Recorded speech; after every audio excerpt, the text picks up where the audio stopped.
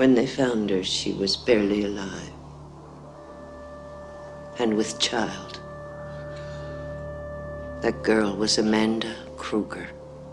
Her child, Freddie.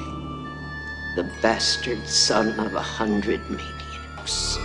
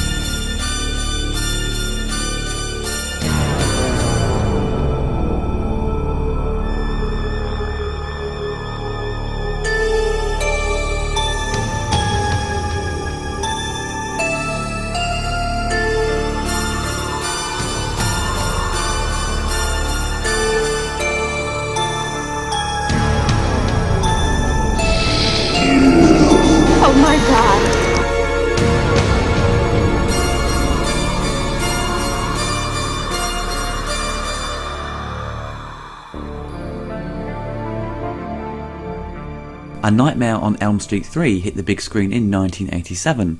Made on a small budget of around $4.5 million, it made a big profit, hitting around $45 million domestically, which is good numbers for an independent horror film. After the negative feedback from the previous film, Freddy's Revenge, which did make good money, but the fans were upset with the final outcome of the movie due to it breaking many of the rules set up in the original Elm Street movie. The producers at New Line Cinema wanted to get Wes Craven involved again. He agreed to write a story for the third movie. After completing it, the producers felt it was too dark and ambitious. Luckily, young upcoming writer and director Frank Darabont and Chuck Russell had shown interest in getting involved with Elm Street 3. They took the original script by Wes Craven and changed many of the ideas and general tone to what we eventually see on the big screen. Director Chuck Russell said in an interview he felt it needed to be taken down a different path, making Freddy fun to keep the audience entertained instead of being dark and scary over and over again. Due to the changes Chuck Russell wanted, the producers felt he was pushing the image of Freddy too far in the wrong direction, which caused a lot of tension. This was Chuck's first film as a director, and luckily he managed to get his own way, and the movie was successful. After Elm Street 3, he went on to direct The Mask and Eraser with Arnold Schwarzenegger.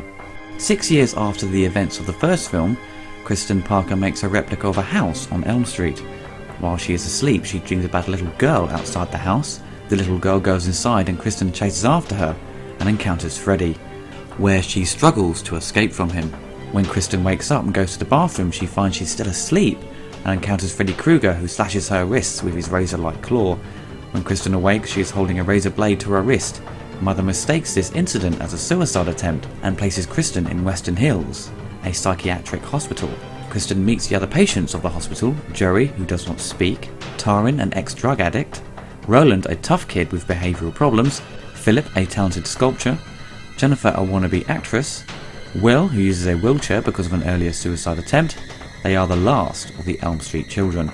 These are the remaining children of the vigilantes who killed Freddy in the original movie.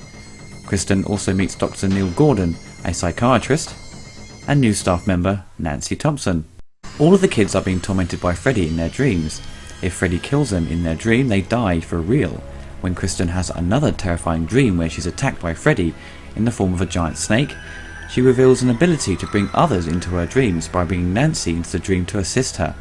Nancy sees the potential of Kristen's ability to defeat Freddy for good. All other teenagers have one special ability, or say alter ego, in their dreams. Kristen can do backflips and somersaults. Tarin becomes beautiful and bad. Will becomes a wizard. Joey's power is his voice, which is used to great effect at the end. And Roland has super strength.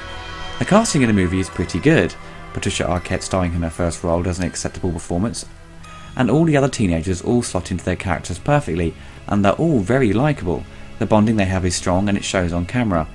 They aren't irritating for one thing, which does help the audience accept and fear for their lives when they are in a dream sequence.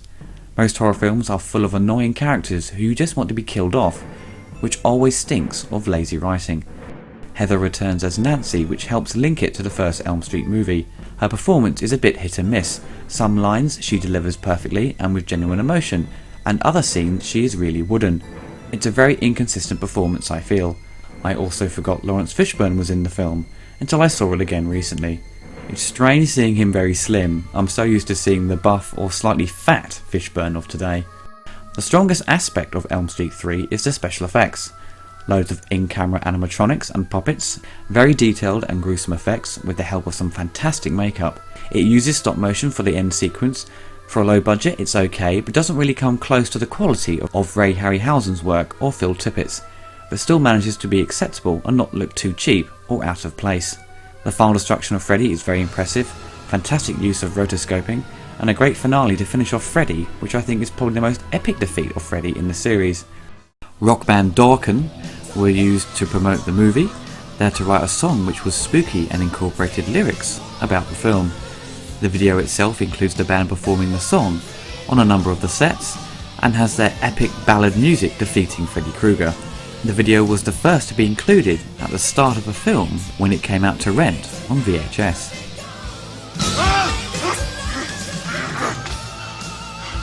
What a nightmare! Who were those guys? Elm Street 3, to be honest, isn't really that scary in my opinion. It relies more on gruesome scenes, which in turn aren't scary but just there visually to shock you. Freddy is hardly in the film and only turns up for the dream sequences, which don't happen that often. Obviously, when it comes to the final part of the movie, it's all about Freddy but still feels like he's only a supporting character, with little screen time. Film critic Roger Ebert pointed out in his review in 1987 that you feel little sympathy towards the teenagers, which I didn't agree with. I found the characters very enjoyable and didn't want them to be killed off. With the running time at around an hour and 40 minutes, it could have been longer, and they could have spent more time with them, but it would have affected the pacing and may have slowed it down. I like how it linked itself to the first film with the returning characters, and it would have been a perfect way to finish off the series, with the final defeat of Freddy pretty much nailing the coffin on his soul. It should have really finished there, but as we all know, he came back for more sequels, and they ended up milking the franchise for all it's worth. I have known people who hate this film and some who love it. At the time, the direction they went with Freddy was perfect and ideal, I suppose, but it took away the sense of fear of the character and the whole idea of the film becoming more about appealing to a slightly younger audience and giving it a more of a mainstream feel. For a first-time director, Chuck Russell brings some great visual flair to the dream sequences and manages to hold the film together. It's by no means the weakest in the series, and it brings some new ideas, some positive and some a bit out of place. The religious tone to the film really suits it well and brings in the classic horror style, defeating Freddy with a cross and also developing more of his backstory. The idea of Freddy being a child molester was slowly pushed into the background, and the film pushes more towards comedy. The film wasn't campy and cheesy. Chuck Russell managed to blend the comedy and horror style together well, but you can only go so far with that style, because it can become stale very quickly. The film does add more to the mythology, brings back old characters and introduces new ones, and balances it to a good standard. I think Dream Warriors was the beginning of the series to become more imaginative and setting a new tone, but with that it lost the scary image of Freddy and his dark background. But his popularity skyrocketed and further ingrained him in pop culture. This is it, Jennifer. Your big break in TV.